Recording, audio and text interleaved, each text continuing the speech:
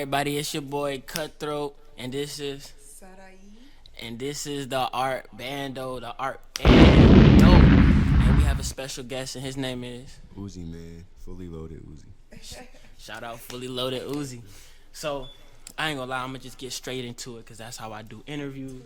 So the first question is, where you from? I was born here, Greensboro, but grew up back and forth from here in Virginia. So, Virginia like my second home. So when I go back Virginia, it feels good. But Greensboro is where I like really started getting into all the like clothing and stuff like that, and just like all that type of stuff.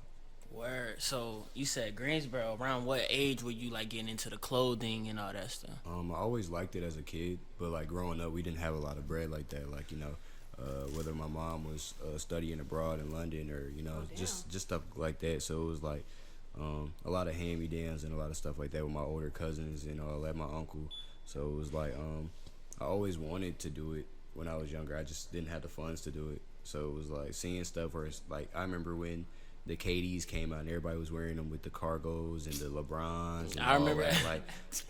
Like all that was like my really where I was like, damn, this shit's so hard. Like, but it was just something that we couldn't afford when I was younger. So then when I got out of high school, it was more like it was in my price range, my budget to do it. So I started doing it then. That's when I took it more seriously. But I've always been interested in clothes and like fucking around with clothing and stuff. For sure. I ain't gonna lie. I remember my mom bringing a bag full of clothes from I don't know where. It was just a whole bunch of hand-me-downs. We picked up. She was just like, "That's your Take what you clothes. want, yeah. It's your clothes." I was Yeah. like, "Yep." That's how it I be. feel you on that. That's really how it be.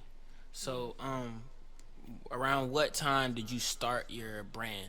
So I officially dropped my first tee in 2019. I think it was June 19th, something like that. Yeah, it was like the first time I ever dropped. I used my last $500, like the last 500 I had to my name. I got my mans to press them, and I went to pick them up. I wasn't driving, none of that. Didn't have no L's, didn't have no whip. I was just outside thugging it, and I was selling them at my job. So I would like work, and then I would just bring them in the bag, like, yo, like what size you need. I'm going around the store asking people like what size you need, what color you want, blah blah blah.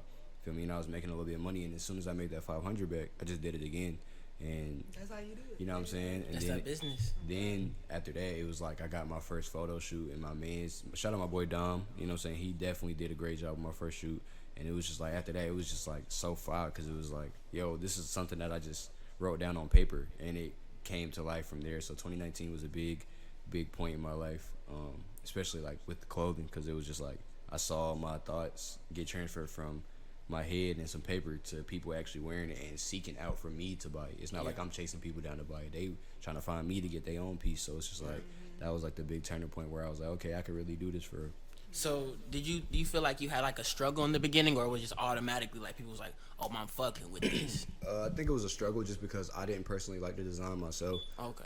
It was something that I felt like I had to go through a lot to get the ideal tee, and it was bullshit tees, like super thin Gildan tees with a heat press logo like vinyl. So it was like it was cool for what it was, but it was like I wasn't happy with it. But people did like it just because like I pushed it like that. Like it was like, oh, this is like, you know how people be marketing like, oh, this the hardest shit out, blah blah blah. The whole time it was just some shit that I was like, well, let's see if people like it. It was like kind of like the tester thing, and I think just because of the person that I am, and like I get like a lot of the times with marketing, it be my face card bigger than the actual marketing, or like how big my brand is. It's just like who I am as a person, and people gravitate towards that. So it's like if I'm doing something, they support what I'm doing. But now like what I'm doing recently is more like, yeah, your shit's hard. Like it's a lot more quality, and even if it does take a little bit more time, they're like, okay, we're gonna fuck with it because it's hard too, but you also like a genuine person. So I think